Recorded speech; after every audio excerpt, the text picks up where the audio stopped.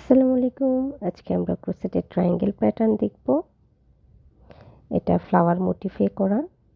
আপনারা এই triangle pattern দিয়ে যে কোনো বড় প্রজেক্ট খুব ইজিলি করতে পারবেন। তাহলে চলুন টিউটোরিয়াল শুরু করি। প্রথমে আমি ম্যাজিক সার্কেল করে নিচ্ছি।